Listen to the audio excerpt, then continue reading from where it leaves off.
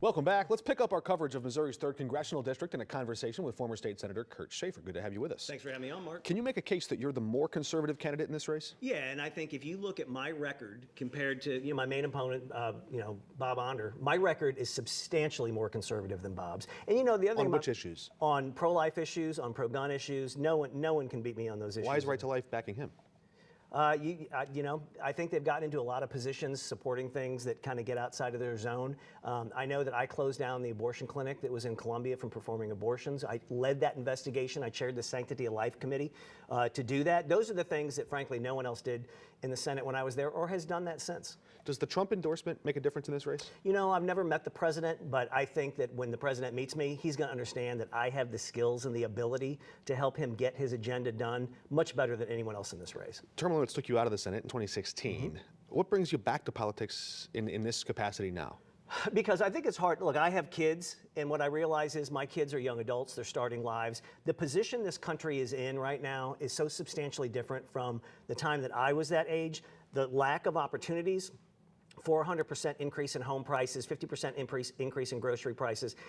People can't afford to start a life, to start a business, to start a family. That's got to stop, and that stops with Congress. You're running to be one of 435 members of that body. What can one person do there about any of those things? I will tell you, when I was one of 34 in the Missouri Senate, I probably got more done than anybody else there. I was chair of appropriations. I cut over $1 billion out of the state budget during that time. Things that people told me I could never do. When I investigated the Department of Economic Development for sharing concealed carry information with the federal government to find out who owns guns, I led that investigation and I stopped it. I subpoenaed witnesses. I put them under oath. Those are the kind of things that I bring to the table that nobody else in this race brings. You mentioned the abortion issue. Would you support a federal abortion ban? Yes. Why? Because I am pro-life and I believe that life should be protected. Donald Trump's on the campaign trail right now saying some Republicans go too far with this and that the proper place for this decision to be settled is in the states with voters. I think where we are right now in this particular time in history, I think the president is right that states do have the ability to do that. But if there is a federal law on that issue, I will vote for it. A lot of conversation comes up. Federal office holders in Missouri have differing opinions on whether or not you should bring back earmarks. If you should go and fight and scrap for everything you can in the budget and bring home the bacon. Mm-hmm. Where are you at on the idea of earmarks, yes or no? Well, first of all, I'm the former chairman of appropriations for the Senate in the state of Missouri. Again, I had to make that budget balance every year and did for the 8 years that I was there and cut $1 billion of wasteful spending out of the state budget. I know how to do a state budget in a way that Congress currently does not have the ability to do that. But I'll tell you this. Congress can do something states can't. They can print money. Well, they can, and that is the difference, because in Missouri, we deliver balanced budgets as I did. But here's the difference. What you have to determine is how much money you have to spend or that you're going to spend, and you operate within that. You don't do what Congress does now, which is simply borrow more. But within that limit, those decisions should be made directly by people elected to be in Congress to determine where their tax dollars go. Because if those elected officials don't do it in a transparent way, somebody in some agency is going to make that decision. I appreciate the point you're making, but it doesn't answer the question. So say the House Speaker, a minority leader, or some budget chair comes to you and they're trying to negotiate with you, and they say, what are things back in your district? Are there things in the 3rd Congressional District you look at now and say, hey, if I can get federal funding for this, I'm going to fight for it? What are some examples of that? Well, absolutely. Yes, because that's the job, is to make sure you're taking care of your district. Senator Hawley and Senator Smith, they forego earmarks. They say this is how lobbyists get their claws into you. The issue there is, well, first of all, that's a question of whether or not somebody has the right moral compass and knows what's right and what's wrong in making their own decisions. But aside from that, someone is going to make that decision on where that money goes. And it should be done transparently by somebody elected to make those decisions. Because again, if you don't do that in a transparent way by who's elected to do that, someone in some anonymous agency, who also has a bias, by the way, on where they want that money to go, is going to make that decision. I would be proud for the 3rd Congressional District if it's for law enforcement, if it's for firefighters, if it's for public safety, roads. Absolutely, you fight for that. I see. Where are you at on funding for further military engagement in Ukraine?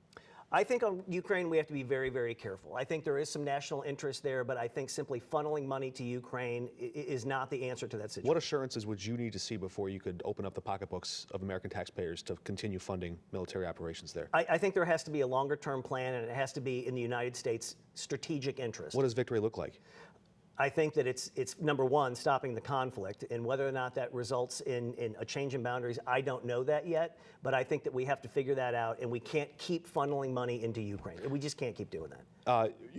Do you think that there is anything that you can do in Congress to actually bring down prices for people here? Because isn't that really a Federal Reserve thing? What is Congress? Well, the issue is we're at $35 trillion in national debt, and in a territory we've never been before. Even during World War II, we were at 112% GDP Donald to Trump national contributed debt. greatly to that. Whoever caused it, it has to be fixed. And we're not going to get home prices and groceries and everything else under control until we get that under control. Now, there are some good plans in Congress, and Blaine Luetkemeyer, our current congressman, I think, has done a great job in Congress for 16 years. He's endorsed me. I've talked to him. There are plans in Congress to rein this in, but the problem is you got a handful of people in Congress who all they want to do is vote no on everything, run out in front of the Capitol, take a selfie, get on the Sunday morning shows, talk about how important they are, and that's the difference between me and my opponent.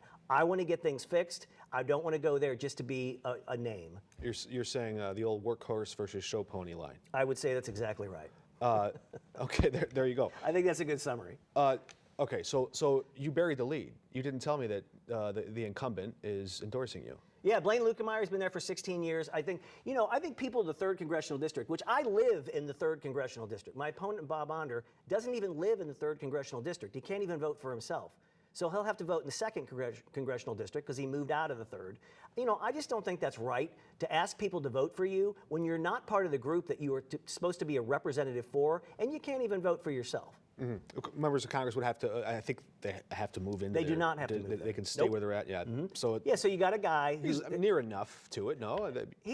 Near enough doesn't count. You don't get to vote. You got a guy spending millions of his own dollars to buy a congressional seat where he doesn't live. All right. Well, we got to leave it there. But I do appreciate your time. Thanks for joining us, former State Senator Kurt Schaefer. Thanks for having me on. Voters will make their choices very soon. We're back in just a minute.